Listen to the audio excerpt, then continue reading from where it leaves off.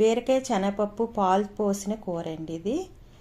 బాండ్లీ పెట్టుకొని 4 spoon oil వేసుకొని ఆవాలు జీలకర్ర ఎండుమిర్చి వేసుకోండి. ఆవాలు జీలకర్ర హాఫ్ స్పూన్లు కొంచెం వేసుకోండి.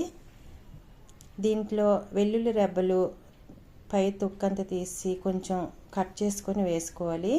2 నిమిషాలు ఫ్రై అయిన తర్వాత ఒక ఆనియన్ ఈ ముక్కలు కట్ చేసుకొని చిన్న ముక్కలు కట్ చేసి కరివేపాకులు వేసి ఒక 5 నిమిషాల వరకు ఫ్రై చేసుకోండి. ఇదే విధంగా ఇప్పుడు టమాటీ 2 చిన్న ముక్కలు కట్ చేసి వేసి వెంటనే హాఫ్ స్పూన్ పసుపు 2 స్పూన్ల కారం హాఫ్ స్పూన్ సాల్ట్ వేసుకోండి. ఇది కేజీ కర్రీకి అనమాట.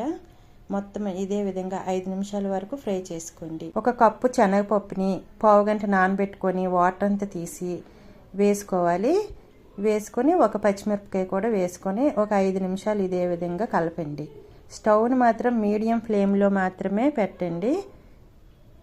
ఇదే విధంగా కలుపుకొని 1 కేజీ బీరకాయలు లేత తీసుకొని చెక్కు తీసి శుభ్రంగా కడిగి ప్రతి బీరకాయ కట్ చేసేటప్పుడు చేదుందా లేదా టేస్ట్ చేసి మాత్రం చిన్న ముక్క తిని చూడండి. అప్పుడు మాత్రమే అన్నీ కట్ చేసి వేసుకోండి. వేసుకొని ఒక 5 నిమిషాలు మూతేం పెట్టుకోకుండా ఇదే విధంగా కలపండి. కలిపిన తర్వాత 1 గ్లాసు వాటర్ వేసుకోవాలి.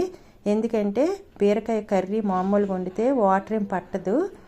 ఈ శనగపప్పు ఉడకాలి కాబట్టి 1 గ్లాసు వాటర్ వేసుకుంటే సరిపోద్ది. ముక్కలంతా ములిగే వరకు అవసరం లేదు. ఇప్పుడు మూత పెట్టి 15 మినిట్స్ వరకు స్టవ్ని మీడియం ఫ్లేమ్లో పెట్టి ఉడికించండి. ఇప్పుడు మూత తీసి half spoon garam masala powder వేసుకోవాలి. వేసుకొని మొత్తం కలుపుకోండి. కలిపి మూత పెట్టి ఇంకొక 5 నిమిషాలు ఉడికించుకోండి.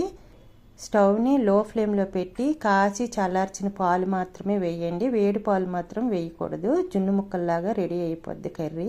కాచి చల్లార్చిన పాలు మాత్రమే వేయండి.